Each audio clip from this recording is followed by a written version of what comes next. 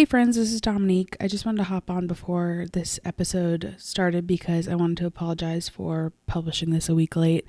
I briefly talk about it in the in the podcast, but I did lose an animal last week and it was a difficult situation, and I spent a lot of time trying to figure out what happened and sending the body out for necropsy and worrying about the rest of my collection. I just didn't really have the time or mental energy to get this one edited and put out. So I want to give a huge thank you to Valerie for being so understanding and kind when I needed a little bit of time.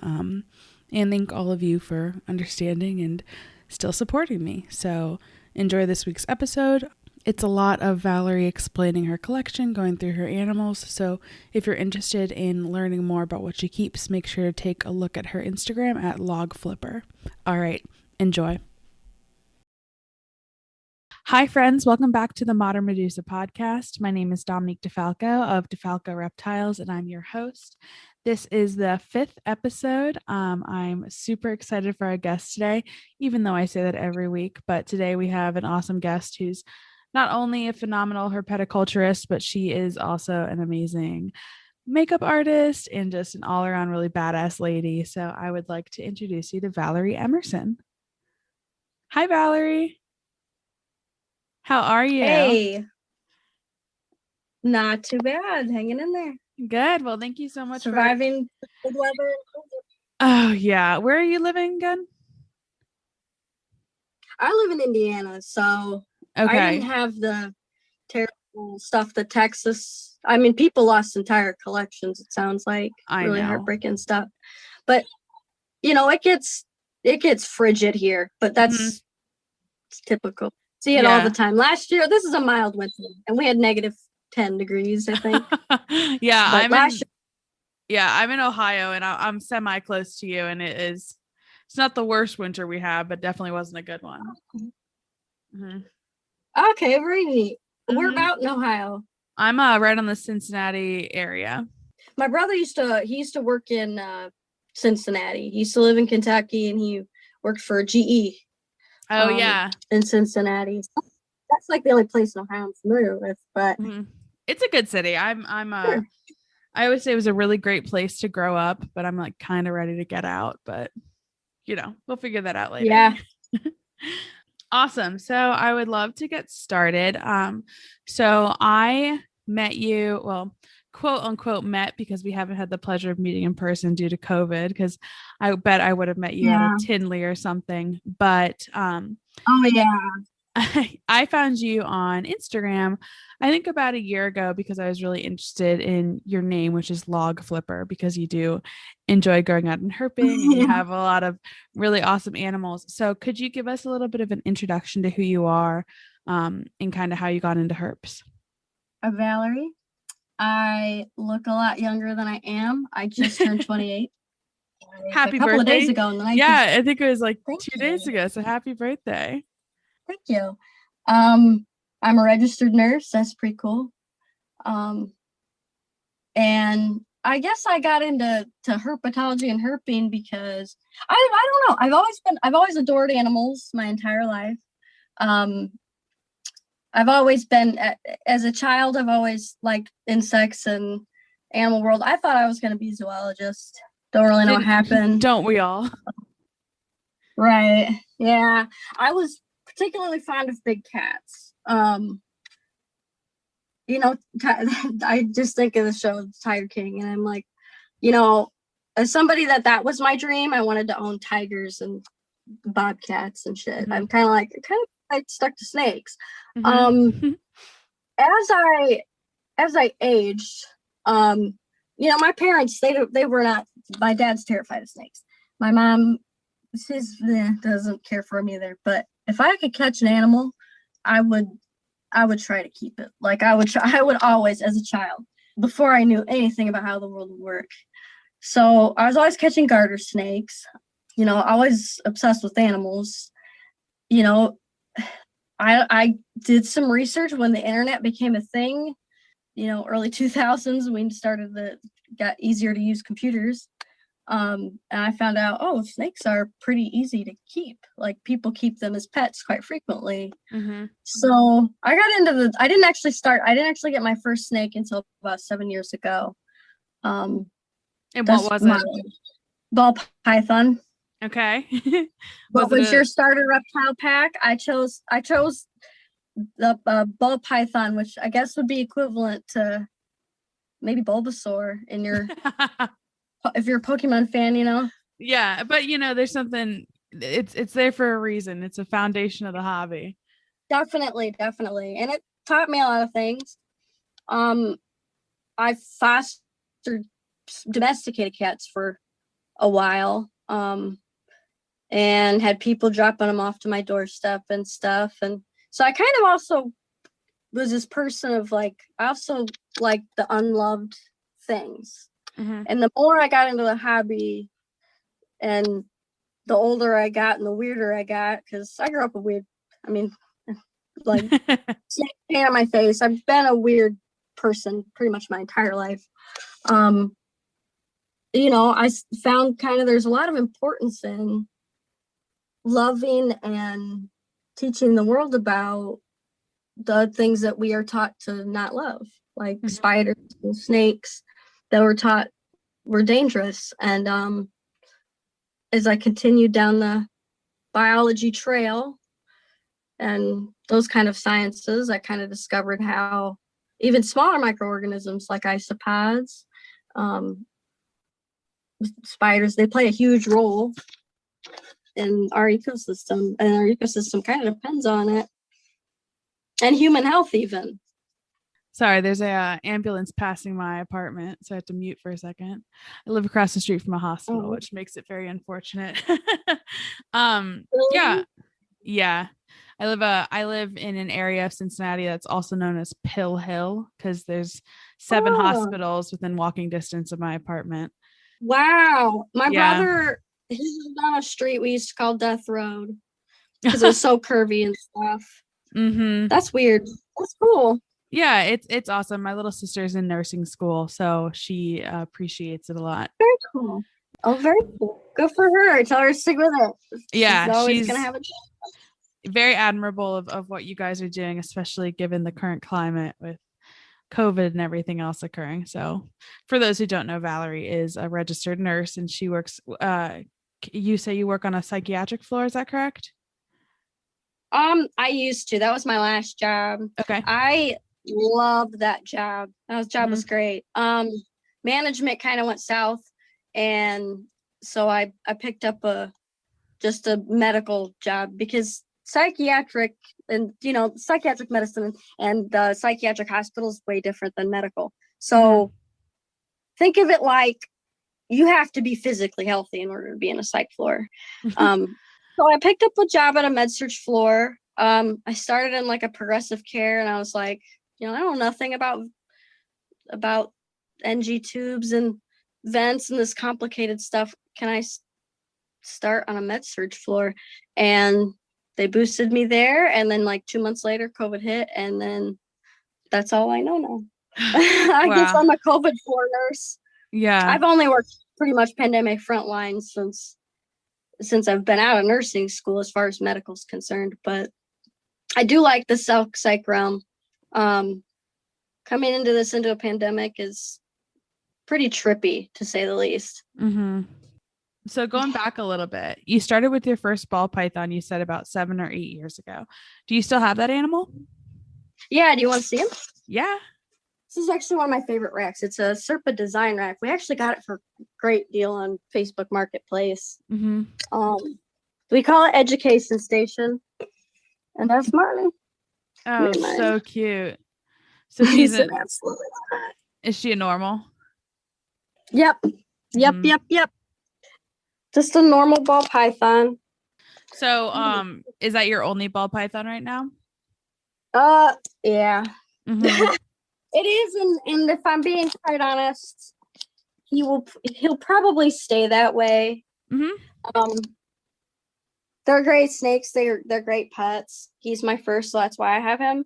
But he's also the only ball python I've ever actually had. I've taken in plenty of rescues, but So I noticed, for those who aren't watching the video, Valerie has, it looks like almost her entire living room is full of snakes, which is the Yeah, dream. sorry.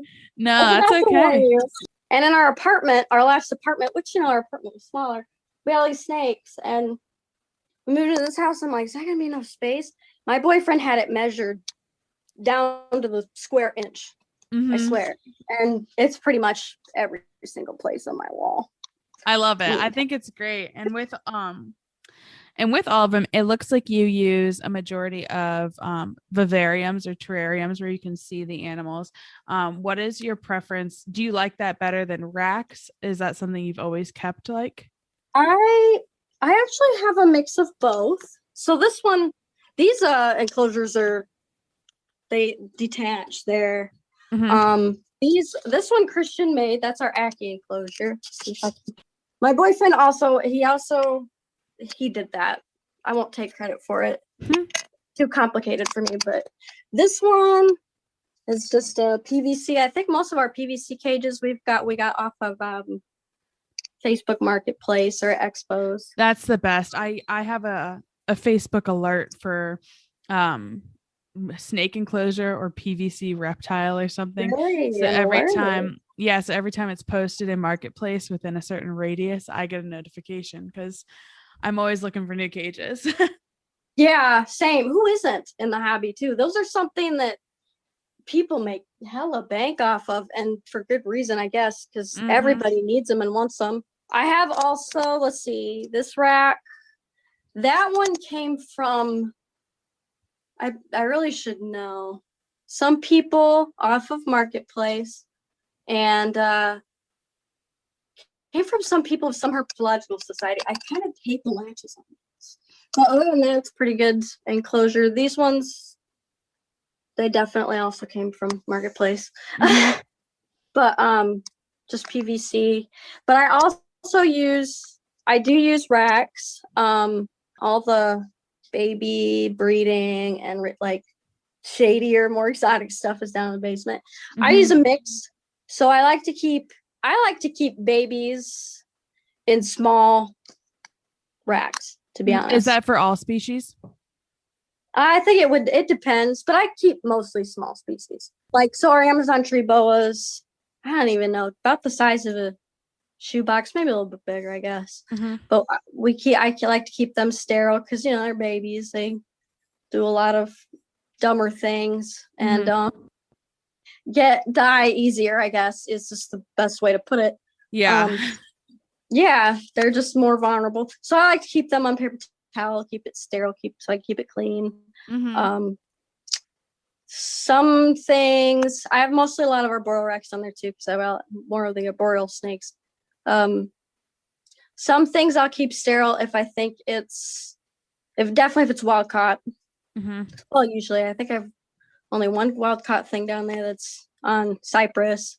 I don't have a lot of wild caught things anymore, but yeah, I like to mix it up. I think bioactive is great and it's awesome, but I think that there's a time and a place for that, and also a time and a place for being more sterile Hmm. or being more paper towel, easy cleanup.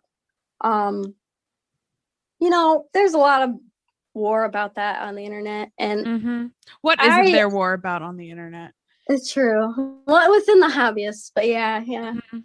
Um, for green tree pythons and for emerald tree boas, I like sphagnum moss. All the other, emerald and common throat keepers will tell you paper towel is superior, and they might be right when it comes to that, but that's Chico. That is our well, it's actually my second emerald, but it's my first like captive bred emerald. Hmm. That animal's actually 5 years old, believe it or not.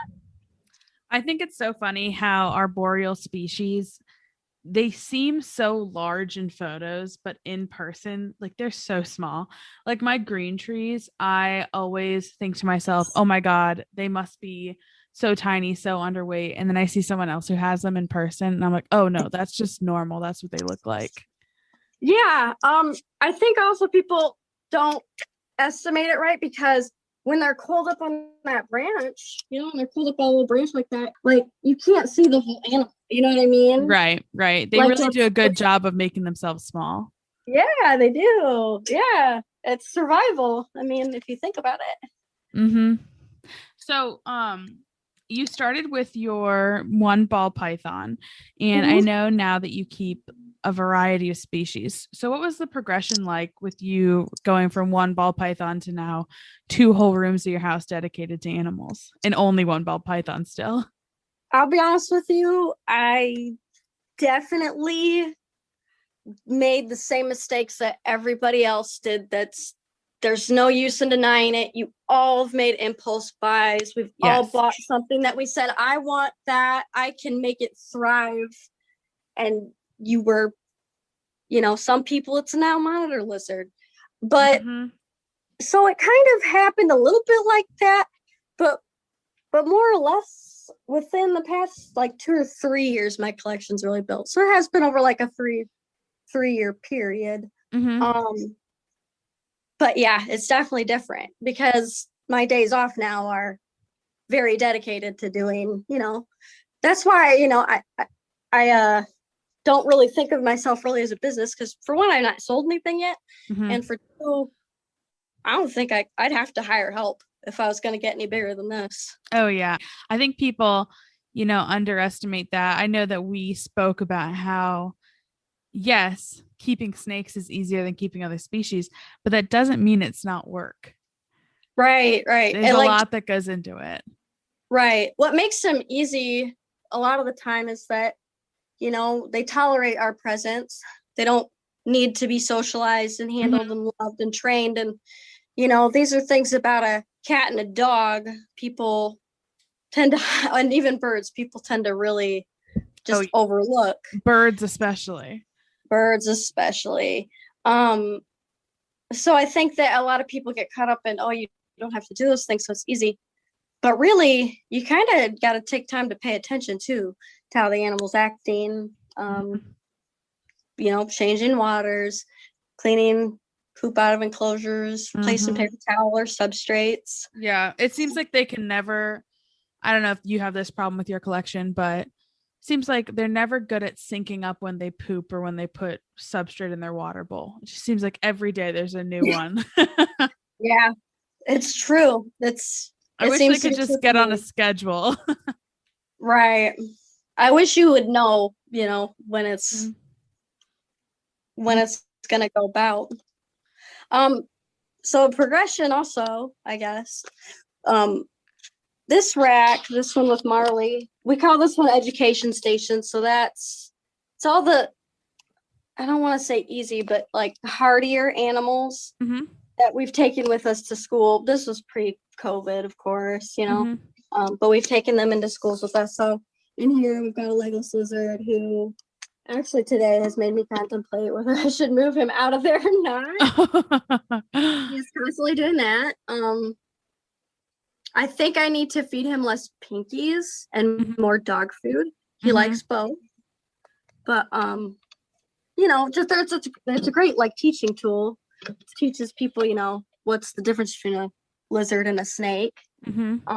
Got a blue tongue skink in here because they're easy to handle, and then our African bullfrog is in here. I don't see him though.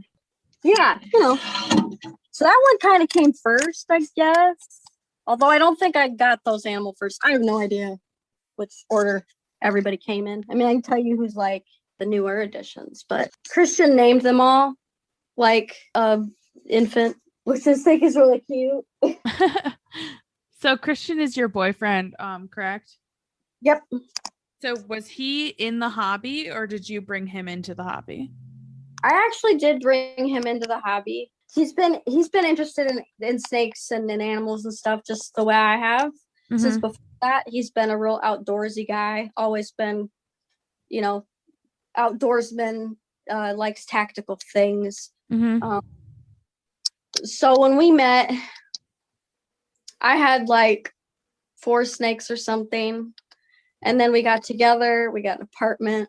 He also wanted a snake.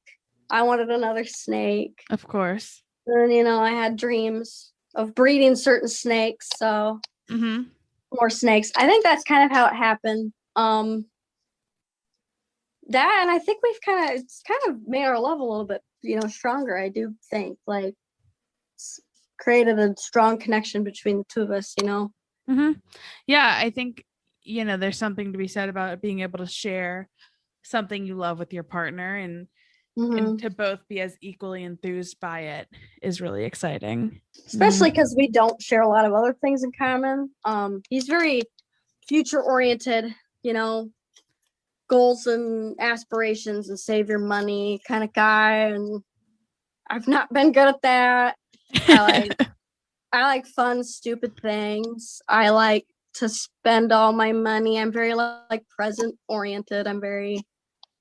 We could all die tomorrow. So YOLO, I guess, kind of a person. So Mm-hmm. we help balance each other out, but he also likes a lot of like boy shit, like guns and cars. He's not that into sport. He's not into sports at all, actually, thank goodness. But and I Thank like girly goodness. things. Yeah. I was Clothes gonna and ask, makeup. I want to talk about that a little bit. So, for those who don't know Valerie, she, like I mentioned, she's an amazing makeup artist. I'll be sure to post a picture of today's look on the Modern Medusa Instagram. Um, but one of the things that strikes me as very interesting about you is, we talk a lot about how this is a male dominated hobby. And I think a lot of the women in the hobby have a tendency to shy away from more feminine things just in general, not Mhm. necessarily in a way that they can't be feminine and also have reptiles, but it just seems to be like a preference kind of thing. And I feel Mhm. like you're completely the opposite. Like you're very feminine, and that exudes into your animals a lot with how, you decorate yourself and your makeup and your clothes, and also how you take Aw. pictures with your animals, and I Thank love you. it. And so I would love to talk to you a little bit about how that experience has been, and how you find that people treat you when they find out you have reptiles. Is this something that they're like freaked out about, like excited for? How does that kind of work for you? Other people in the hobby, they've always dug it, but I guess, when you're going to expos and things like that, they already assume that you're in the hobby. But Mm-hmm. it definitely freaks out my people that I work with. Yeah. More snakes. And I've been told before by other hobbyists that is a small collection. And when you think about it, it kind of is pretty medium sized. It's still a lot of snakes, but How yeah, many do you have? Do you say you have 40? I think it's over 40 now because we have Mm-hmm. babies downstairs, the baby Amazons. But I think Right. it's closer to 50 if I'm honest. But and it definitely freaks some of them out. Some of them are just like, I have no idea why. But they treat me about the same. Of course, that's at work. Um, Mm-hmm. you know, people there, you kind of have to put your judgments aside when you work in that kind of field. But Right. out in public, I've never been shit on for having snake. You know what Mm-hmm. I mean?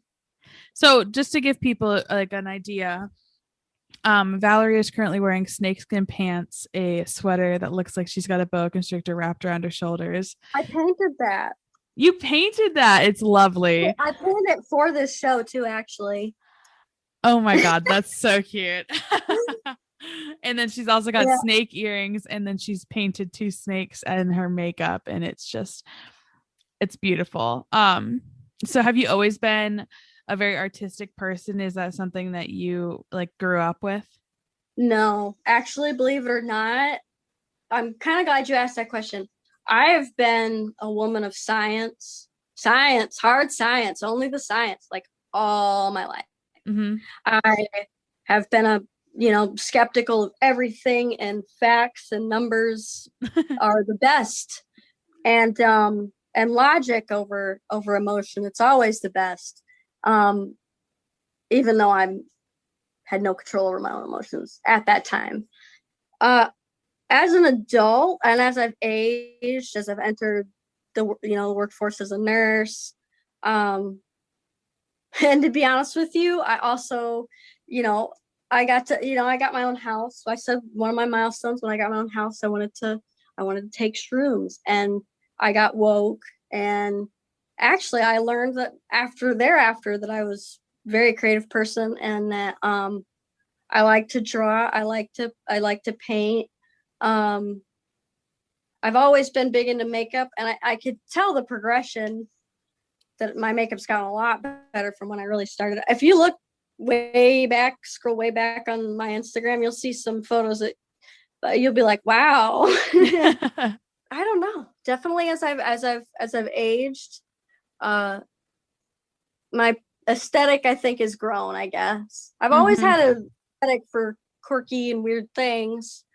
Um but now, I sit and I think about colors all day. I've not Mm-hmm. done that as a child, but I do as an adult. And I think that I'm not a spiritual person. I'm more of like an agnostic atheist, maybe. Like, I do think that there's something that connects all of us living and all of us on this planet. And I do get sentimental about things. And I do think about, the big questions in life. And art is kind of a coping skill. And also, I think, a way to just cherish it and share with the world what you cherish. You know what I Mm-hmm.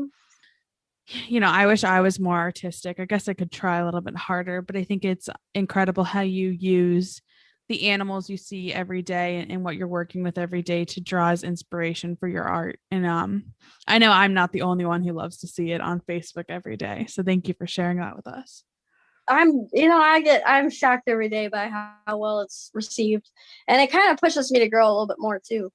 Mm-hmm. Um, and people are like asking me to do things, and I'm like, oh, maybe I could even like make like side money or something off of this kind of a hobby. And I also get to do my favorite thing, which is just cosplay as Miss Frizzle all the time.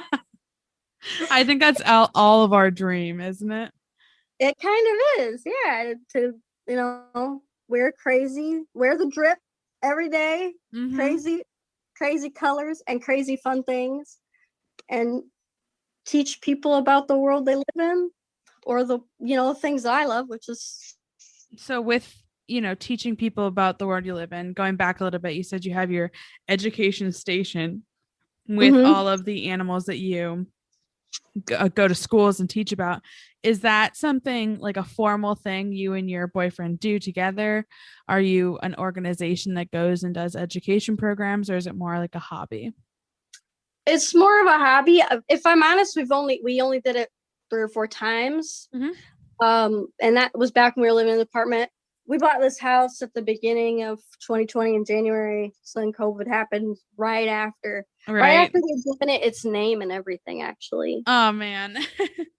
and put them here and moved in. It was kind of sad, but so I didn't have like a business like name or anything. Mm-hmm. Um, but it's something, man. If when we get past this pandemic, like in a year or so, maybe I would love to do it again. I think it would Mm-hmm. be it would be just a dream come true. I still have a space up at the top to fill, but I think our king snake downstairs will probably go in there. Mm-hmm. Or carpet python. You can't go wrong with carpets. True, Mm-hmm. true. My only problem with carpets is, I guess, sometimes they, as juveniles, they can be a little bitey. We've got an Irian Jaya in here. So that rack we call Outback Snakehouse. Christian named it. His dad jokes. I just shrivel my ovaries. This is all the Australian species. So walk me through your collection a little bit. Like, just tell me. I know that when we spoke originally, you're very passionate about Asian colubrids. Seems to be something that really grabs your interest. But before we get more specifically into that, can you talk a little bit about what your collection entails right now? So in here, I've got a Walma python. Also comes from Australia. Eventually, we wanted, this whole thing to be um, an education thing, because we've got it separated. And you also put our green tree up here. Mm-hmm. It's a sarong, so I don't think it belongs there. But I'll give it to Close him. enough. There's some that come from Australia. Great, fine. She's pretty cool. When I started into this hobby and I had researched what was the first animal I wanted. It was the Woma. Mm-hmm. But Womas were so expensive. And I got Marley for $25. So I What couldn't. was it about Womas that you loved? They just, honestly, now that I have one, they act more like colubrids, which is just kind of cool. Like they always eat. They're kind of up here greeting you. They're just kind of wild. And I like that about them. I didn't know them I just had heard that they were kind of inquisitive, and I just thought they looked so cute with their eyebrows at the top. Mm-hmm. Yeah. Do you provide enrichment for a lot of your animals? I try to, yeah. For snakes, I definitely always try to give something to climb on and something to hide in. Mm-hmm. That's Alex's enclosure. He's in like deep shed. He's Mm-hmm. also a huge dick. Mm-hmm. He's mean as fuck. It's kind of why we got him. This was Christian's first snake. What is it? Just a common red tail. I actually have a red tail. I think it's, I don't know. I don't remember. Christian's the boa guy, if I'm honest. I feel so bad. It's a species that stays a little bit smaller. Central American red tail boa. Mm-hmm. A lot of my snakes, too, have noticed, are very food motivated. I guess I haven't got up here yet. So, this one is all like South American species. So Central American red tail boa, northern emerald, tree boa, and then we had a mata mata in there. We had that sucker for about a year, and he died. That's such a shame. Yeah, it was really sad. So that's a big, like 75-gallon. The background is totally dope. The tannins are just taking over it now because, it's been a year, and I'm like, whatever. I guess I can sit there. I can throw my nose or something in it. But we also got this little sculpture of what Mata turtles like look like. We got that at Tinley. Yeah, you have the Mata Mata sculpture on the floor, and then you have the emerald sculpture on your curtain rod, and that scared the shit out of me. I thought you had a loose snake. And I was like, I've been told Valerie, that before. I've been told that before. I'm not proud of it, but I've lost a green tree before. I got her back. I found her. But like you're literally searching everywhere, high and low, mostly high. And I was like, oh my God. The first green tree python we had is a wild caught one. So we did end up losing it. We didn't. This is kind of before we knew the wild caught versus captive bred. That's how most people start with green trees. It got out and we found it. And at the time we were at Christian's dad's house, and his sister's, he's got his nephew that sometimes comes over and plays with stuff. So there's like this dollhouse. He was inside the dollhouse, or in this like big car house type, on one of the like little rods. It's kind of cute. It was panic mode for sure. Oh yeah, I found mine in my bed frame. Yeah, everybody. It's one of those things that I know.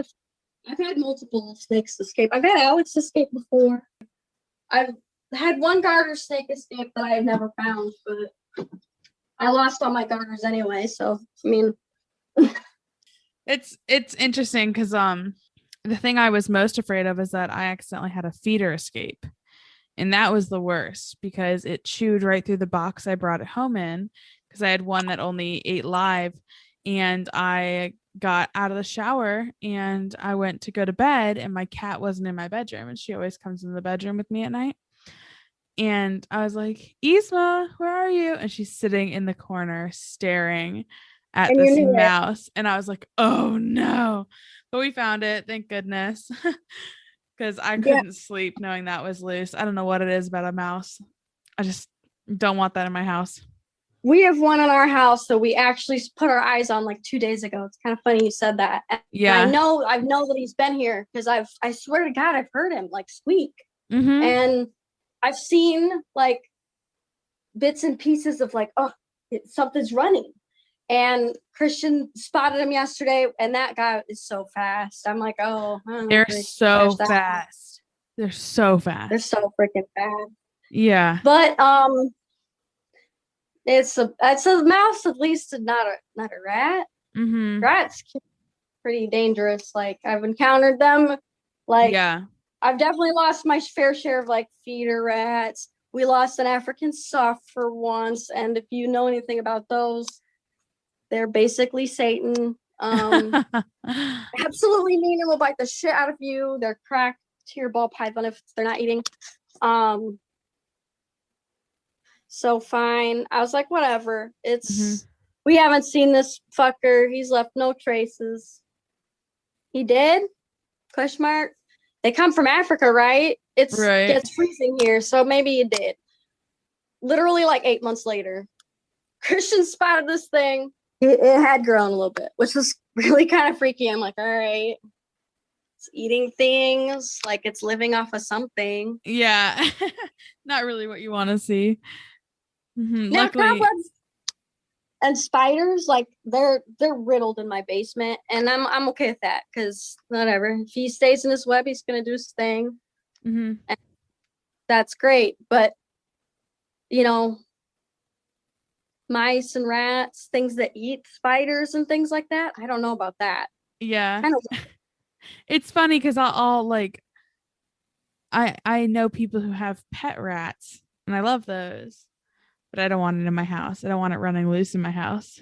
I feel like a pet rat though is so different from an actual rat you So see different. on the Mm-hmm. street or in your house. Yeah, in your house or in the street, they want blood. They want to hurt Yeah. you. You take Yeah. their trash, and they got to bite. But I've heard they're actually pretty intelligent. My cousins had some growing up. Mm-hmm. They're very intelligent and they're very social. So if you Yeah, have one, you have to have yeah, like too. two or three. Yeah. Yeah, Mm-hmm. I have yeah, a lot of I think it's interesting because we should respect the animals that we're feeding to ours and I do respect rats and I respect people who raise them for feeders because I yeah. think Thank goodness for those people. yeah, because I couldn't do it and I'm very grateful for those who do. Same, I can't. Christian wants to, and I said I will not participate. Yeah. They smell terrible. Mm-hmm.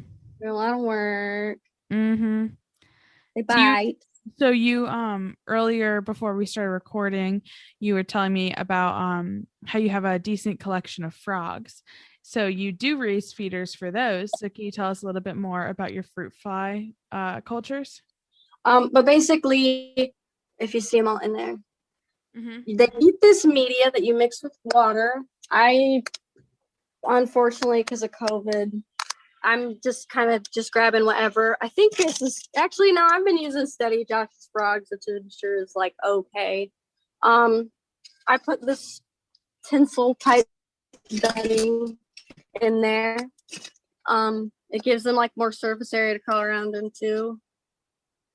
And you put that in there, you put a couple flies in there, and then you just gotta wait until they produce the larva, which is like on the side of the cup, and they become flies. How long does that process normally take?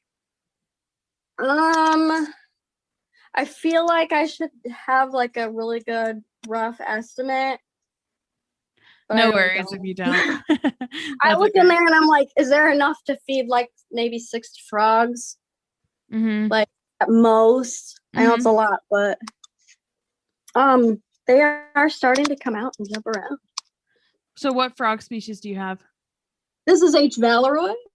Okay. So this is the reticulated glass frog. Oh my goodness, they're so There's a cute. semi, They're like the size of semi-adult. my thumbnail. I So just think they're so cool. I love glass frogs.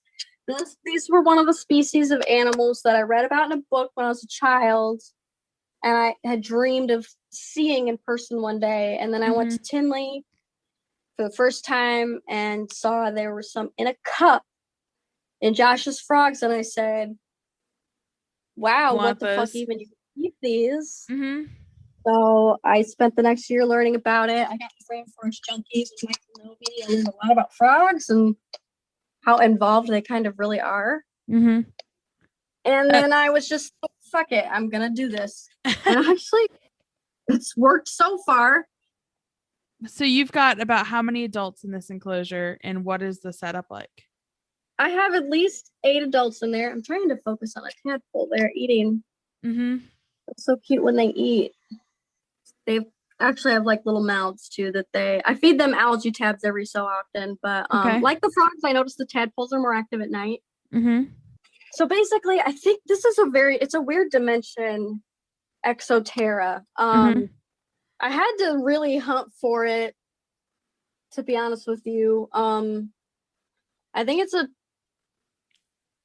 24 by 18 by 24. That's what I was gonna say. That's what it looks like. Yep, I think that's right. I've got a really okay-ish filter. It's rated for like 75 gallons, and there's not even like 10 gallons of water in there. So I'm hoping it does the trick. I basically I also rely hella on plants.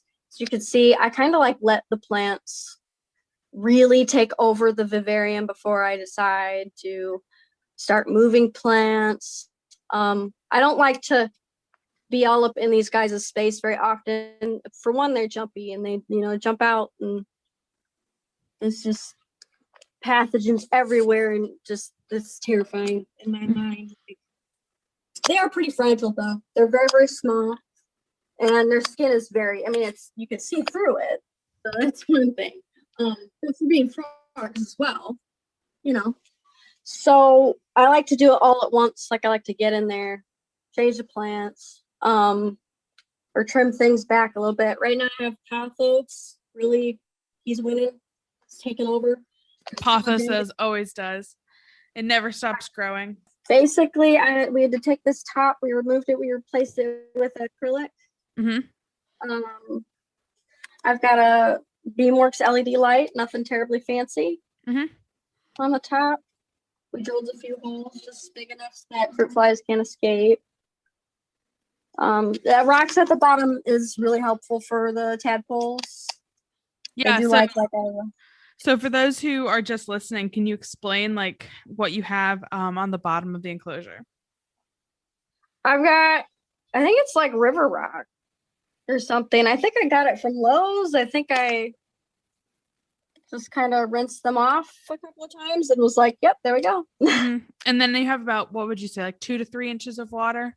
I would say that there's at least 5 to 10 gallons in there. So, not a ton.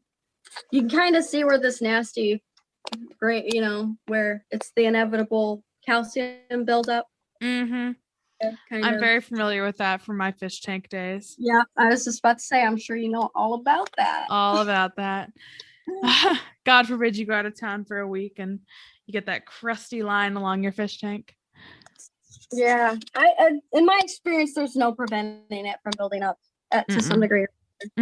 So do you sell these frogs when they are no longer tadpoles? I have not. I need to be honest, because I'm not trying to overcrowd conditions in here, and I kind of feel like it's starting to push it. Especially now, I'm looking at all these tadpoles right now, and I'm like, oh, these guys are big. Yeah, you've got like 10 tadpoles in there just that I can see. Oh yeah, there's like a horde of them right there. So, I'm going to. I kind of, if I'm being honest, I kind of want the babies to grow into adults before I do that, because I've never sold and shipped an animal, and they're glass frogs, so I'm real worried about it. I've got a lot of people who are interested, and people that I consider to be my friends, so I can be like, yeah, I'll charge you this rate, and I can, we'll see how it goes for being my very first time, and then maybe go from there. You know what I mean? Right. And I don't know anything about shipping. I mean, I do know some things about shipping an animal, but I know more about having it shipped to me. I've never actually shipped one, so I don't know. It's just kind of intimidating a little bit. It's one of those things where the Amazon, like our Amazon babies downstairs, I think are going to be easy to get called for. There's only 7 of them, and I'm probably going to keep like 3. So I'm thinking I can local people probably be the best bet to start. But Yeah, or even frogs, delivering to a show, right. like to a Tinley. Yep. Yep. All tables at Tinley can be kind of expensive, but Oh yeah, but if you're like, hey, I'm bringing these to Tinley, I'm sure you could sell them. oh yeah. Yeah. Well, I think that I think at one point we were allowed to do it. We're technically not allowed to do it anymore. Although I did it last time there was a Tinley. Yeah. You're not supposed to. We're not supposed to trade or sell without a table or something. I don't know. Oops. I think that's kind of Oops. dumb. I didn't know that. I got bamboo rat snakes that last time, so Mm-hmm. that was not at a table, or it was from a person online. They come in at a variety of stages. One thing I've also noticed too is that my very first round of frontlets I had a lot of weird deformities, like extra, like I had one with an extra leg. We'd have some that just be missing legs. And for me personally, I don't know if that's because in Indiana it gets so cold that you turn the heat on, Mm-hmm. and sometimes the thermostat will pick it up to like a degree or two more than that, and you can kind of overheat them, I think, a little bit quick. They like it cooler. Mm-hmm. So I'm wondering if it could have been that, or if it could have been just a first round draw the luck thing. Usually they say first clutches and the first offspring are kind of the most unhardy, I guess. So kind of Right. wondering if it couldn't have been part of it, but there's one adult. Yeah, they're not very big at all. I don't know Yeah, they why I don't grow, thought they were such bigger animals. but I think because everybody gets macro shots of them. Mm-hmm. Moving away from frogs a little bit, because I want to make sure we talk about this. So you mentioned your bamboo rat snakes.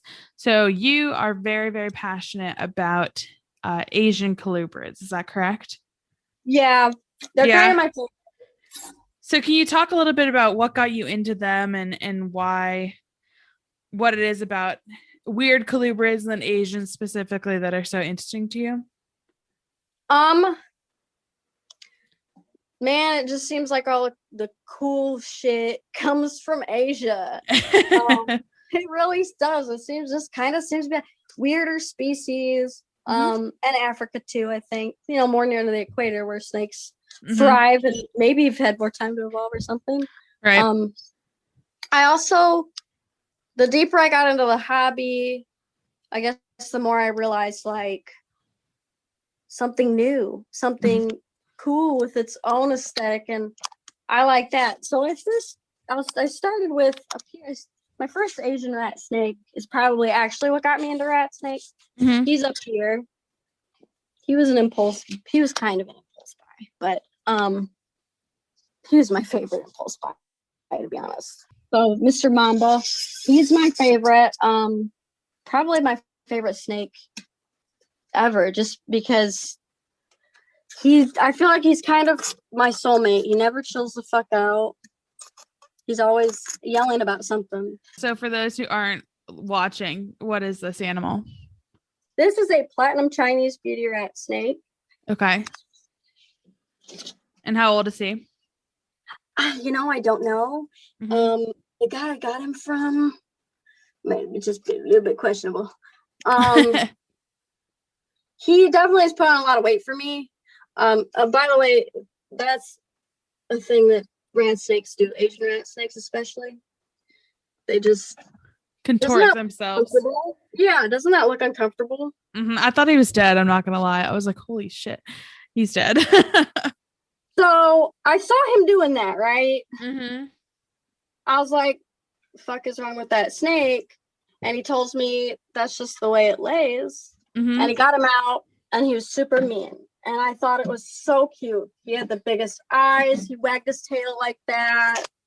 You're not gonna come out of here though, buddy, because you're gonna be gone if you do. And I was like, that snake has a lot of attitude, and I love that. Right. So he was my first I started with. I actually am now just finding out that platinums, the rat snake world is kind of complicated. Mm-hmm. Colubrids, I think, are just a step more complicated than the rest of the snake world in general, but there's old world and new world.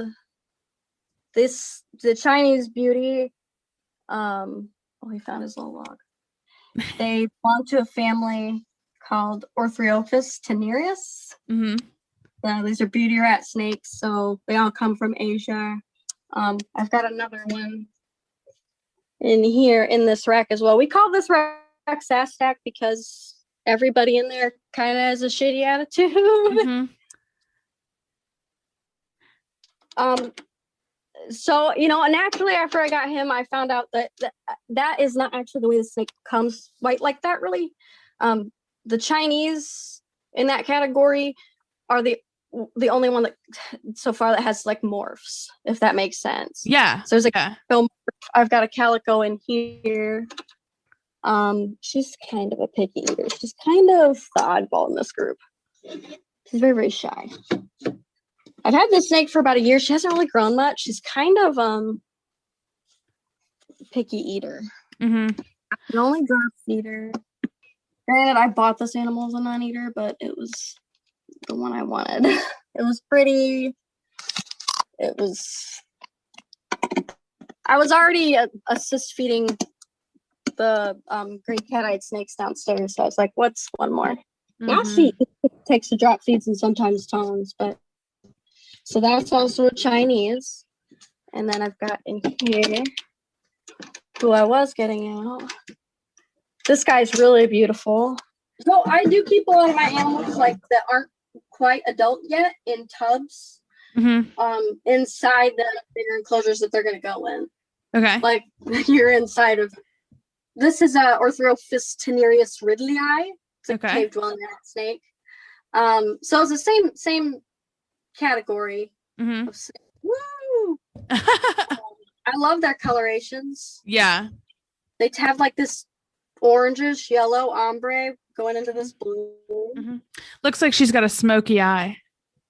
Kind of. And that's another thing I really love about the Asian, the beauty snakes, especially. It's they all have this little smoky eye. It's pretty amazing.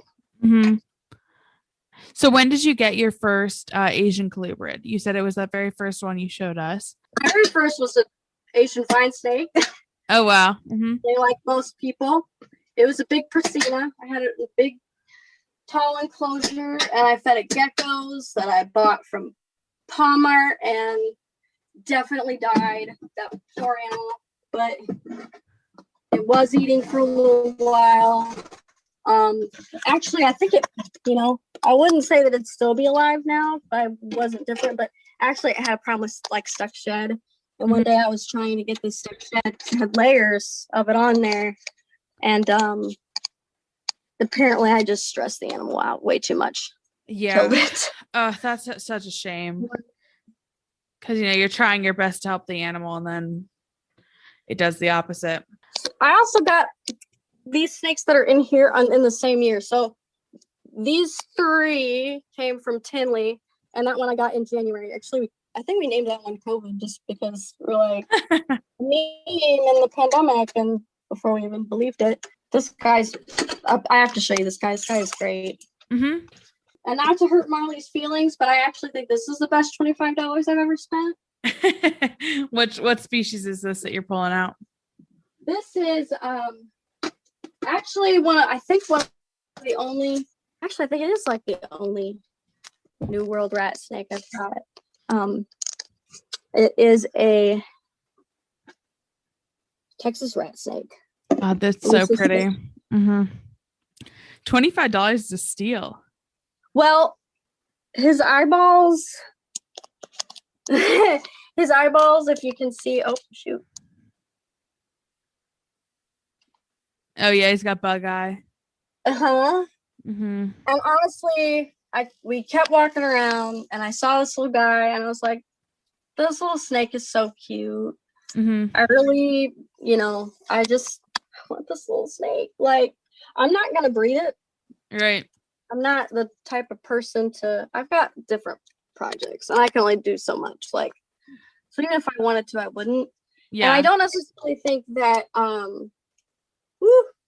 that genetic deformities are like a curse in the hobby. It's not something that we should try to do. Right. But clearly this guy is growing and eating and doing just fine. Mm-hmm. So I personally don't see a problem with it being pet only. So specifically with a rat snake and being someone who's very interested in colubrids, I'd love to hear your thoughts on scaleless colubrids. So I actually don't follow up much on what is going on in the scaleless world right now. I know that corn snakes are one that they like can breed to be scaleless. To be honest, from what I understand, they seem to do fine. They're kind of, I think, overpriced, but most things in the hobby kind of are at this point. I think it's because they're very new still. Yeah, it's but that novelty. occurs in the wild. It does occur in the wild. I'm sure it doesn't happen. And because of that, I really do have to say, who are we to say that like it's gonna be bad for the animal? As far as I know, most people that keep scaleless corn snakes they grow, and now scaleless bearded dragons, that's different. Yes. Because if you need UVB, absolutely need it to grow and thrive and create bones just like we do. I think it probably should be. There should be some kind of rule or law against breeding it. Because you're kind of setting the animal up for a terrible quality of life. And I guess the other one I know about is ball pythons, I think. So the big difference between, to my understanding, with like ball pythons versus scaleless ball pythons versus scaleless corn snakes or rat snakes is that scaleless ball pythons don't have belly scales, whereas scaleless rat snakes and corn snakes still do. Right. Yeah. I was going to mention that I've read something about that recently. So the belly scales on rat snakes are different, like rat snakes and corn snakes. And well, I mean, I guess all corn snakes are rat snakes, but not all rat snakes. Right, like a square is a rectangle, but not every rectangle is a square. Exactly. All toads, all frogs are all toads are frogs. Oh man, not toads. I think that's it. I don't know the semantics on that one, unfortunately. I'm not up to date with my amphibian knowledge. It applies to a couple of things. I can't remember, but you've got a pretty extensive collection right now. Do you have any bucket list animals or dream animals that you're hoping to get in the next couple of years? I had so many when I started this shit. I had so many. And now I'm kind of at the point where I'm realizing like that's too many. Like you gotta slow down. You have to focus. Especially because right now I think I want to go more in a direction of frogs. I think I'm good where I'm at with snakes. I'm like quality now over quantity. Yeah. Now, as things grow and things grow, get older and die. I mean, clearly it's probably not going to happen within my lifetime, but if it did or something, might consider making room for something else. But really, as far as snakes go, definitely on my to-do list at some point. If it's not in this one house, I want it to be in the next house when I have more space. I want a Spilotes for sure. The Spilotes are just so cool. They got the puffy neck. It's like one of my favorite traits in rat snakes and in colubrids. I used to want a Crebo really bad, but the more I'm starting to understand about them, they kind of like shit everywhere constantly, and it's like the worst. I'm kind of like, nah. Not really my thing. I kind of feel like I have enough. So one of the things you mentioned to me is that you're a big fan of like pissy animals, like specifically the rat snakes. I know that is a way a lot of people get started into venomous. Is that something that interests you at all?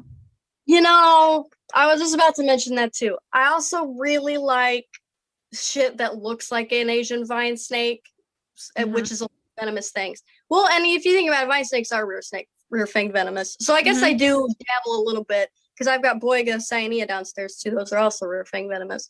But A parrot snake would be dope. Twig snakes are so cool. Yes.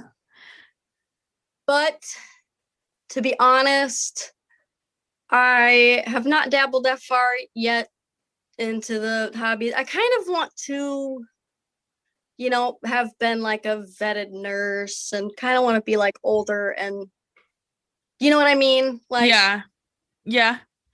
It's different when some 30-some-year-old people are, I guess, into like venomous keeping as opposed to somebody like older, more experienced, have more years of the hobby under my belt.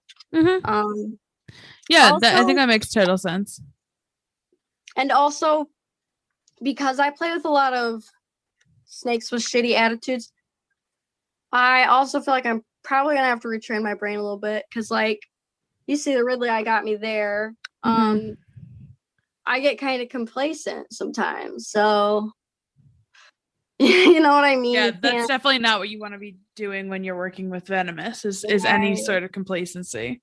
But this is the last rat snake. This is my radiated. I'm gonna try to see if we can. Oh, wait a minute. There we go. I hope I don't lose this animal. It's so fucking That's the last thing I want. It's the fastest animal, I swear. I need to honestly handle her more, but that's a radiated rat snake. See that puff? She's trying to act intimidating. She's trying to tell me she's mean and terrible and not to be fucked with. Oh yeah, so scary. So very scary. And they do this thing with their neck, this S thing, and they open their mouths so wide. It's like my favorite thing in the world. I don't know, I like something about that. There's something fun about, an animal that just makes itself look different to scare people away. Like, I've been doing that my whole life, so. I feel like you really liked octopi. Am I wrong? Yes, I'm a big cephalopod fan. How can you not be? Yeah, I mean, I watched the PBS documentary where a guy took one into his house. They don't live very long though. No. But they made a connection with this octopus, man. I'm telling you, they're so much smarter than I think we even know yet. There's a woman on Twitter. Her name is, I think it's Dr. Sarah McNulty, I believe is her name. I think I've heard of this one. And she has a squid hotline. So she has a phone number that you can text and ask questions about squid too. And sometimes I'll think of a question about a squid and I text her hotline. Wow. Yeah. So it's her name on Twitter is Sarah McAttack. And she's Sarah McAttack. Yeah. I'll remember that. Yeah. It's she's very funny, very, very, very intelligent. And she runs a science-based trivia every Thursday night over cool. Zoom. Yeah, it's really fun. I attended it once with my friends. We did horrifically, but it's $10 and it goes to a great cause. So it's definitely something to check out if anyone's interested in science and then also interested in trivia. That's definitely up my alley. This is my first time messing with Zoom. I had a job all through COVID, so I'd never heard of Zoom even before that. Yeah, and nursing's not really a job where you use Zoom that much. No, you don't. Well, we don't, but to be honest, I got used to different like FaceTiming apps a lot because that was my only refuge for people with dying family members. Which I still feel kind of some kind of way about. I hope soon that they will let these poor family members come visit their dying loved ones in the hospital.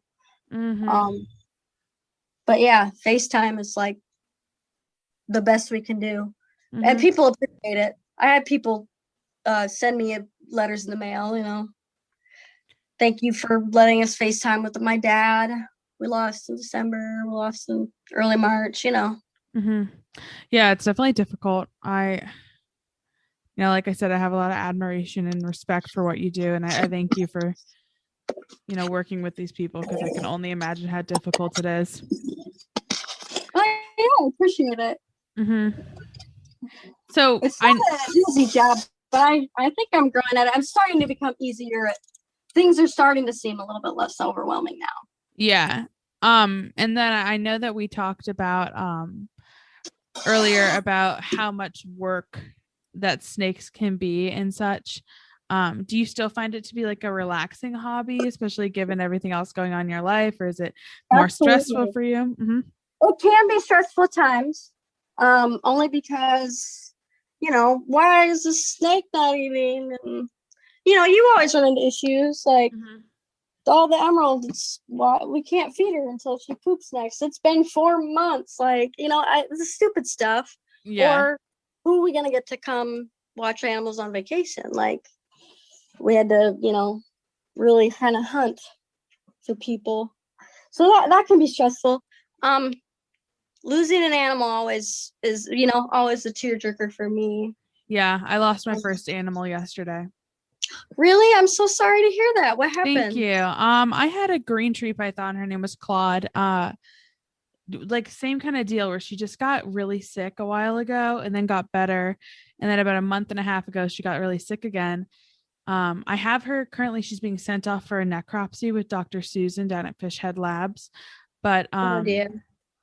I finally brought her to the vet because for me, especially when it comes to snakes and especially species that are a bit more fragile, a vet is the last choice because that is like when things are bad. So it turned out that she had this was shockingly a gastrointestinal yeast infection. So she Yeah. right, that's the same face I made. So she has an excess of yeast in her gastrointestinal tract that was shown through a fecal exam. So they did, I was medicating her every day for Never fun to do on a snake. Never no, fun. no, I was doing so I did one. Okay, so we did 2 panicure treatments because she also had nematode eggs, which Oh that's my something god. I can deal with. I can do Right. panicure.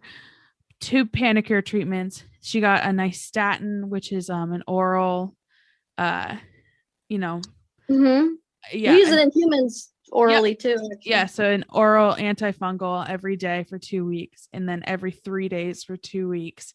She got a subdermal ceftadizimine. Ceftazidime. Yep. I use that at work every day. And actually, Yeah. the most recent thing I gave to a snake here. Yeah. It was, oh God, it was a shit show. It was so tough and it was so difficult to lose her. But, I think it's one of those things that happens as Mm-hmm. hard as it is to say. And I really hope that this necropsy can come back with a little bit more information. Unfortunately, due to the weather, Mm-hmm. I shipped overnight and the body got stuck in Louisville, Kentucky. So I Oh. shipped in like a cool pack with a bunch of ice. And so my fingers are crossed that they'll be able to perform the necropsy when she gets there, but I guess we'll see. Yeah, I hope so. It will tell you a lot. Yeah. And I think it's one of those things too. It's like, I want to learn so I can educate other Yeah. people. And it helps you also just not repeat the same mistake. And it helps you kind of give an idea of like what's going on in your collection too. It's expensive, I'll be honest. So Yeah. I haven't done it with a lot of things in my collection. Although I Mm-hmm. probably should. Like I would like to I know a lot of people trip about Nito. But I watched a podcast about that recently.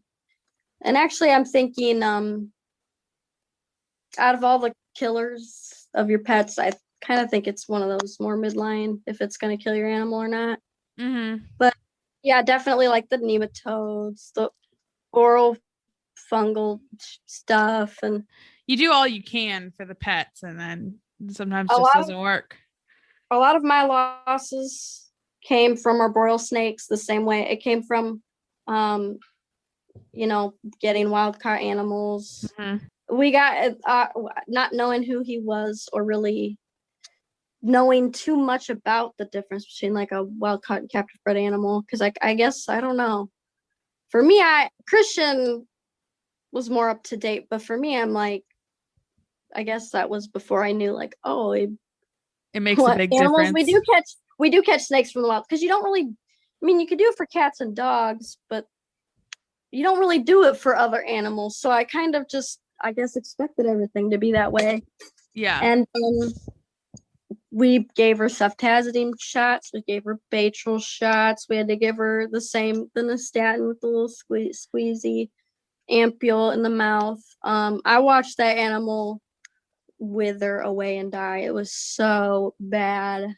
Yeah. And the poor thing, she was so pretty, and this is a very cool snake. It taught me a lot about how to keep them better, and also that if you seldom makes it when it's wild caught. Yeah, I have the same thing happening right now. So I had Claude was actually a captive bred animal that we think That's happened. weird. So what we think happened is that she got an infection, and unfortunately, like, I didn't notice ahead of time. And then because of that, a secondary infection came in and got her sick. So Yeah. hopefully the necropsy will show us a little bit more. But I currently have another wild caught animal in my collection that is, in quarantine away from everything else, who had 2 different types of parasites. And it wasn't my intention to purchase a wild caught animal, but it was someone local to me who could not take care of it anymore. So I have experience. Cool. Yeah, I have experience with green trees. She gave me a great deal, and I was like, yeah, I'll take it in. But this thing has just finished 3 rounds of panicure, and it pooped out the largest, most disgusting worm I've ever seen. And it wasn't like a worm. It wasn't like a tapeworm. It was like an earthworm. It was there's something about getting wild caught animals that I don't think I'll ever do again, just because of this one experience. Wow. Mm-hmm. Oh, ooh, what could it have been? I don't know. Does it eat? How does it behave otherwise? It's great. Absolutely phenomenal. Just like a feisty Biak green tree. I can handle her a little bit. I just generally don't. I don't handle my animals a ton. I think when she's back in the main collection, I might do it a little bit more, but she's still in quarantine. She probably will be there till May. But oh my gosh, it cracked me up. I didn't submit that one for a fecal sample because I could see what was in it. So we're going to wait for the next one and get another fecal sample done. And then I am running another nidovirus test just to be careful. And then we'll see. Mm-hmm. Our first green tree python, Christian thinks that we just kept it inadequately because we had like a modified Exoterra, of course, and the normal mistakes that most keepers make, right? Or they realize like that the chondro community is a certain way, and there's kind of just a simpler way to do things that's a lot better. Yeah. I personally don't think it was that. I think it's because the source we got it from, just told us was they bred it, and I don't think it was. Yeah. Just does not seem like it. It also died very sporadically. When an animal's stressed because of husbandry, usually you see it. Especially with green trees where you can tell by body language. Yeah. And let's see. I've had a lot of different animals die, but that was my first experience with arboreals and with entering that whole realm of I stepped my pussy up after that, if that makes sense. Like, I learned a lot from those experiences, and now I've got 5 emeralds, and I still only have 1 green tree, but man, you got to get more green trees. I need more green trees. I'll show you mine from Harlan Wall. Harlan's a great guy. He is absolutely. He taught me a lot about the hobby. He taught me a lot about green trees. He's got a little bit of stuck shut on his head. It's that time of year. And his thing is a mess too. But there he is. So you mentioned earlier that you keep them on sphagnum moss. Do you ever notice any issues with ingesting it or grounding themselves? I haven't, but at the same time, like, I think all that's why I kind of say that, like, sterile versus bioactive, I don't necessarily think one is better than the other. I think it depends on who you are, what you're doing, the animal, and its condition, its stage in life. I just think it depends on a lot of variety of factors. I always watch my snakes eat to completion. And I absolutely go in there with tongs and pull stuff out if I have to. I've actually never seen an emerald or my green tree. I've never seen them have that issue where they get it stuck in their mouth or they're usually so good at eating. So do you sorry, go ahead. But mine are usually so good at eating that I don't maybe necessarily have that problem. Like, Right. it's Oh just yeah, that she's beautiful. So do you find yourself I know you're Colubra gal at heart, but do you find yourself more attracted to pythons or boas in general? So I actually got into this hobby because this green tree, that is what I wanted. This was Yeah. my goal state. It was my dream. Mine And too. I had the book growing up, and I read the book, and I was, all obsessed with the green tree pine. Still love them, absolutely adore them because they come in so many beautiful colors. I mean, you can't really be upset with having a green tree or an emerald or something like that in your collection. They're just art, you know what I mean? Like, they're just so cool. At the same time, they're a lot more fragile. They're a lot less you can't just get them out and mess with them. I mean, I don't do that with a lot of my snakes anyway, but I find that rat snakes, even though they move constantly and they try to bite you and they put up a big threat, like it compels me to hold them more, so they don't do that because they do tame down a little bit. Right. Yeah, you just don't really get that with green trees as much. This was also my other dream animal, why I entered the hobby and why I got into. I actually think boas versus pythons, though. I do like boas more. They're just a little bit easier. Like they give live birth. So that's Leela. She's only got one eye. A Brazilian rainbow boa. That's a dream species for myself as well. Aren't they great? They're so cool. I was like, for Brazilian rainbow, and I was like, I don't think that eye's gonna affect it much. And it hasn't. I've had it for going on 3 years now. She's doing great. We call her Leela because she's only got the one eye, just like from Futurama. Yeah, she's a beautiful animal. I think it's actually interesting that you have them both because Brazilians really bring people into the hobby because it's this bright rainbow snake, green trees. I see it all the time that people are like, I got my dream animal and it's a green tree. And I'm like, hell yeah. Like that should be everyone's dream animal. I'm a little biased though, because that's my favorite. That's what I'm drawn to is the green tree pythons more than anything else. Yeah. Are you like are you kind of a not a chondro snob, but you know how it's people like every so often I'll see a post about it, like somebody will be, which kind of hobbyist do you think is the worst? Like gecko the people chondros. yeah, it's a lot more people say beardies than like ball python breeders, which is absolutely true, but there is, you know what I mean? Like there's superiority complex. I think that's in all Morelia. I think Morelia keepers just have I think Corrales maybe a smidge too. Yeah. It's just anything arboreal. It's interesting though because green trees have been my favorite animal since I was a little kid. Like I didn't even have the book Verity. I just loved green tree pythons. Yeah, so that's always been one of my favorite animals. So when I first found out you could keep them in captivity, I was like, hell yeah, sign me up. And it was my first animal. It was actually a green tree produced by Ian Bissell. Oh, really? Very, very cool. Yeah. You know, Ian wants one of the babies downstairs, and I don't know if I'm gonna sell it, but I think if I do, I'm gonna give him dibs. Oh yeah, because he called for it first. It's a little red one. He's a great guy too. Yeah, he is. He really is. I like following him.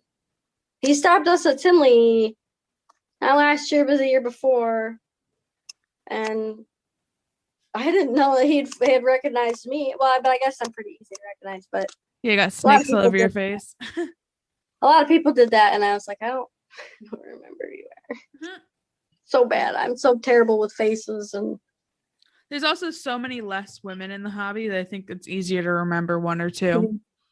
Very true. And you know what? I don't understand it because, to be honest, we're better at it. Just so we're better at it. We just haven't gotten there yet. You know what I mean? Yeah, we're taking over. Right. We don't really have our Tommy Edward yet. You know what I mean? But we're going to get there. I mean, We've got Emily from Snake Discovery. I think inspiring like girls everywhere to be Absolutely. Yeah. totally cool snakes. I'm a little biased because women in the hobby is kind of what I, focus on. But Mm-hmm. I think, with starting this podcast and starting the female herpers group, and, you're seeing that there is such an intense and vast group of women who are very serious hobbyists that might not be the loudest voices in the room. But once you have us all together, it's like an unstoppable force. Yeah. And you know what I like about women in the hobby is that we're also very take no shit. So like, Mm-hmm. and to be honest, a lot of us are a little bit younger too, because females are Mm-hmm. new to the game and or newer to it.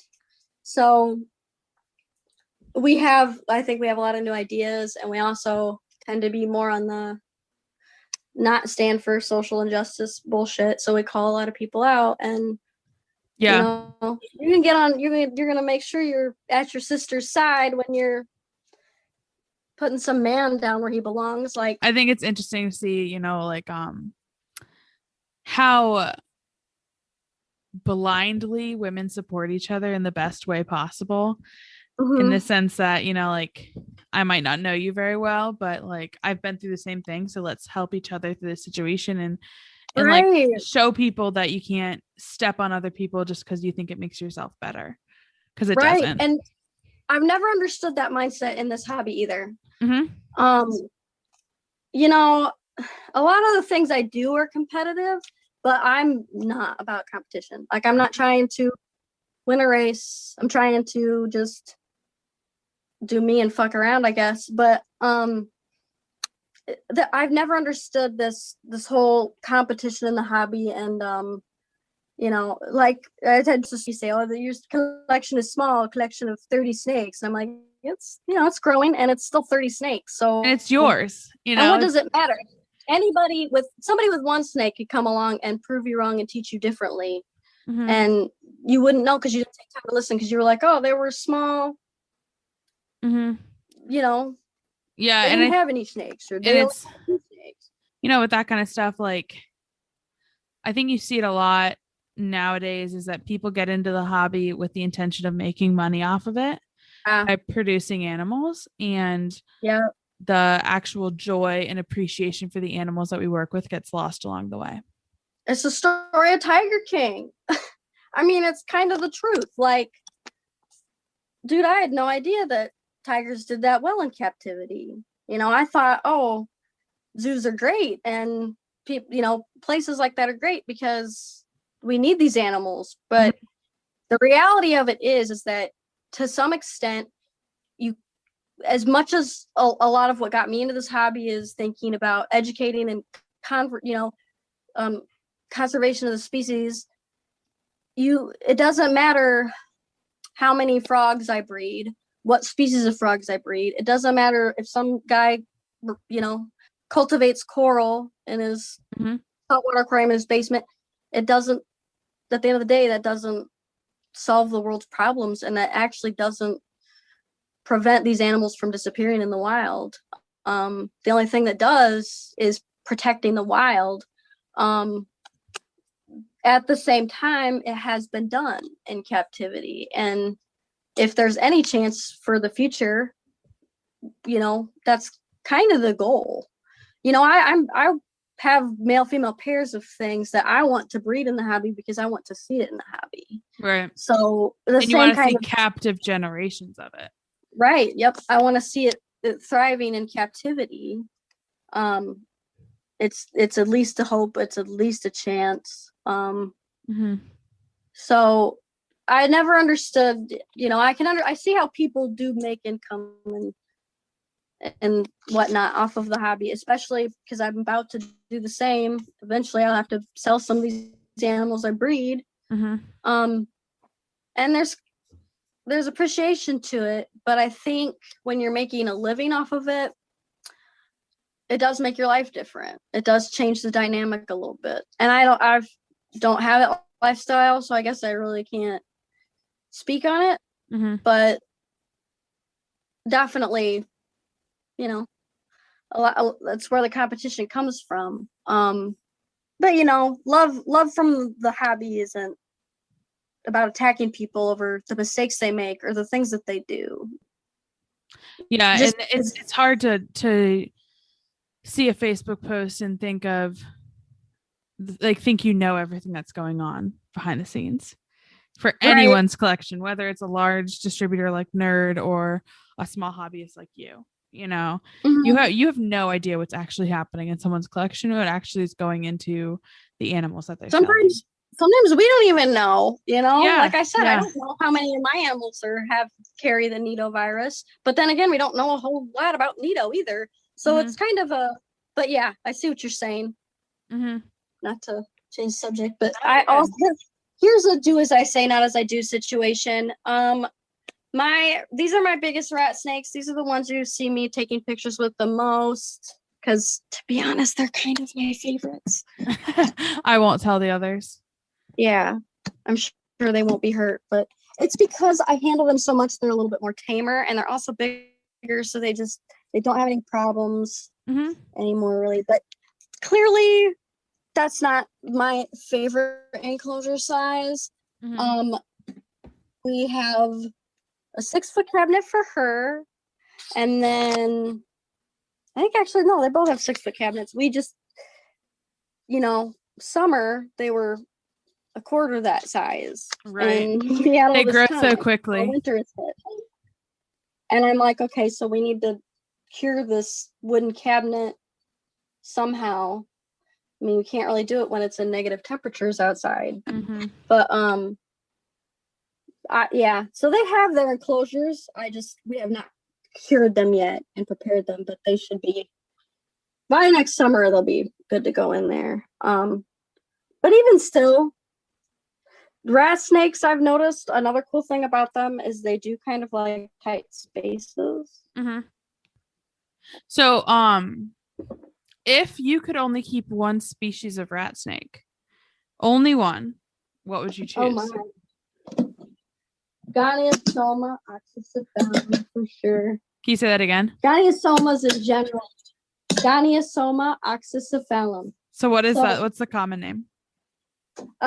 This is like, they don't have like a one universal. I have 2 species. One downstairs is wild caught. They're much bigger, much more involved. These guys came from Dan Mullery. Another reason I'm probably into Asian colubrids, Dan Mullery is like the coolest guy in the hunt. I haven't had the pleasure to meet him, but I've heard great things. I've texted him back and forth. He's got his own show, DM Exotics. Yep. And he does all sorts of weird colubrids. That was his thing. And I wanted red-tailed green rat snakes. He was the only person that had them. And I got them, and now I won't ever go back. Those guys are fast. The red-tailed green rats. What I also like about rat snakes is they tend to grow in length and not in width, which is kind of cool. Big long colubrids are kind of my thing. I like when they're big. But they're thin too, so they're easy. Like that Vietnamese might get 10 feet, but I'm gonna still be able to pick it up. Right, and there's not a lot of it's not like a retic where it's a major concern for your health. Right, or I just wouldn't be able to care for because you're very tiny. Yeah. So these guys are probably, to be honest, they're probably my favorite. I love green. It's my favorite color. They're so cool. When they're angry, they also puff their necks. These guys don't really do it anymore because they're not baby and I hold them too much, so they're not pussy, but they're just feisty. They've got great food response. I'm just trying to go for my phone.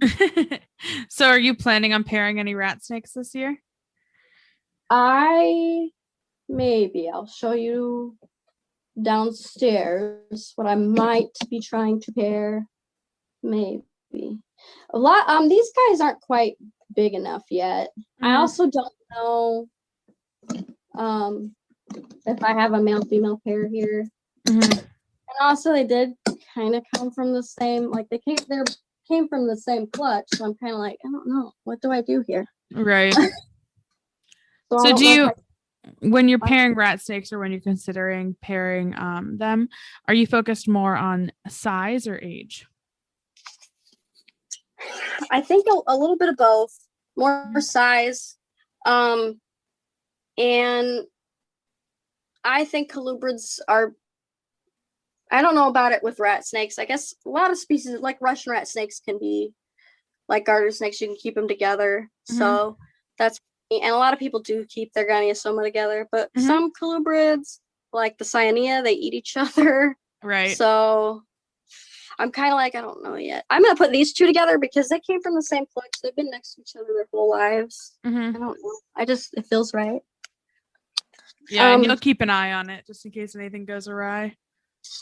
That's empty. I also have one Asian vine snake in there. I don't even know if you could see him. Yeah, just a little bit. He eats fish. I had that guy for a long time, and he's done pretty great. I'm pretty ecstatic. Vine snakes are kind of like they live and they just die. I considered purchasing one a couple months ago, but it was still on lizards, and I just can't get a steady supply. Feeding them lizards are hard. You get them from a pet shop, they're gonna probably have parasites and things of that nature. This is a bug, but that's my favorite bug. Oh, a tailless whip scorpion. Yep. I love ambiglii. I want to breed them so bad. Is that your only invert? No, I've got a couple. I lost a lot of my tarantulas and a lot of my bug collection when I moved, and also when we treated for very first round of mites. Even though I covered enclosures and stuff, that's such a shame. It just didn't seem to work out. I have another little baby one here. What is in there? Where is he? I don't even know if you guys are gonna be able to see him. Oh, there he is. Yeah. Another tailless. These had my mantises in there. I'm worried that the body is going to rip when I take it out of there. I love ghost mantises. They're like my favorite thing in the world. It is a shame they only live like 9 months. I wish they lived longer. I should have paired them together.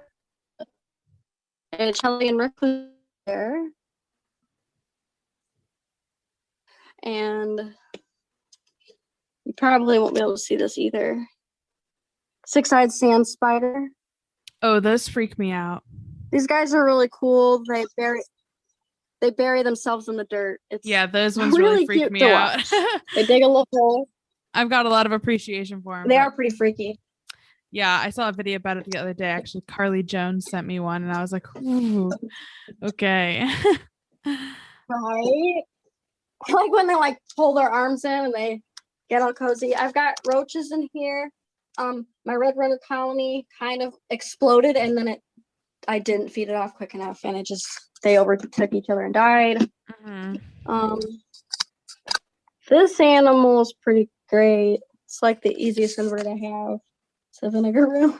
Oh, so cute. He's just straight chilling in there. I've got a box of isopods, powdered oranges in California, and then I got some tarantulas up there. This is my project that I hope works. I bought these guys as a trio from Harlan Wall. I did lose one. And what species is this? Another Goniosoma. Okay. They are wild caught. They're not friendly at all. And they're also just more challenging. She's not gonna be happy. Here, let me turn the light on at least. Heck is the light. Just so you know, we're breaking up a little bit. I'm having a hard time following what you're doing. Seems like we are? Yeah, you're losing service a bit. Yeah, Valerie, I think we're going to lose you if you stay in the basement anymore. We might have to go upstairs and finish up. It might be it might be the basement. Oh, I know. Man, I wish I could shame. I wish I could see the rest of it. Yeah.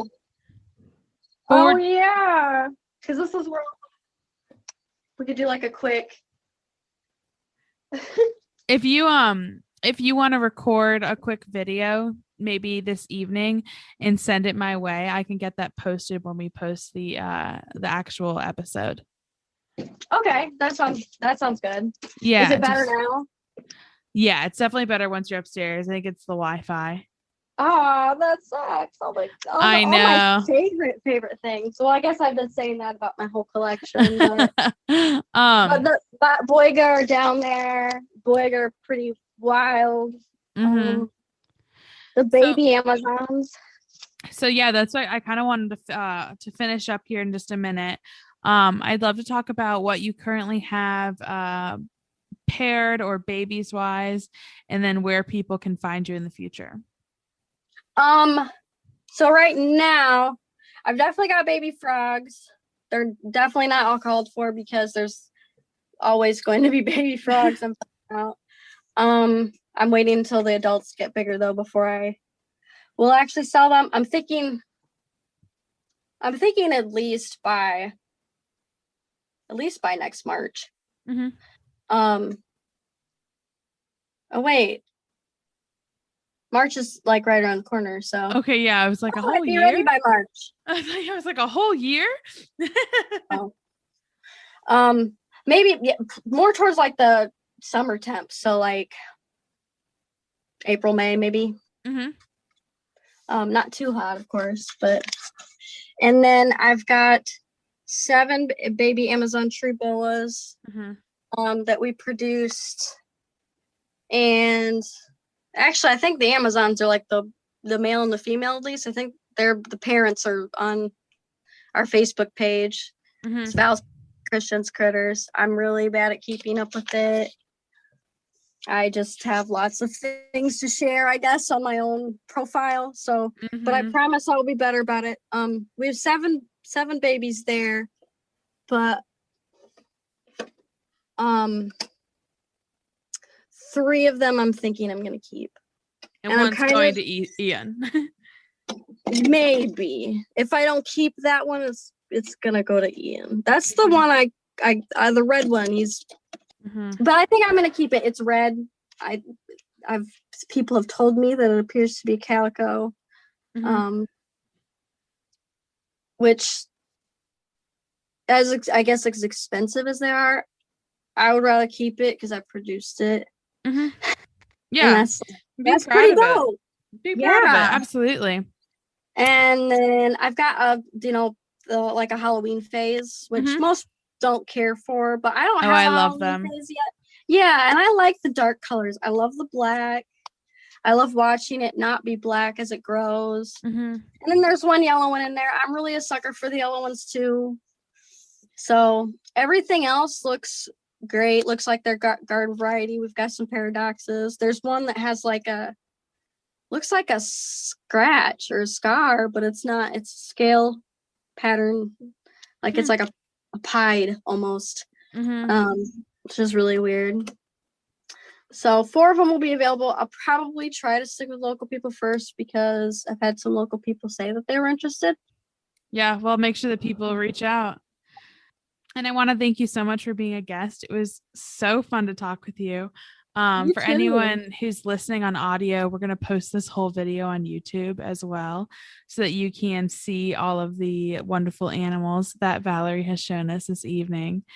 So, Valerie, is there anything else you want to say to the people? Man, I feel like there should be, but man, I don't even know what else. Well, we've talked a lot. We said a lot. I really appreciate talking to you. Yeah, absolutely. And I want to give a huge thank you to Joe Phelan with Port City Pet for supporting the podcast. Thank you to everyone else who's been listening and giving some really positive feedback. There goes another ambulance by my apartment, so sorry about that. And thank you guys all for listening. This has been episode 5 of the Modern Medusa podcast. Have a good one. Bye-bye.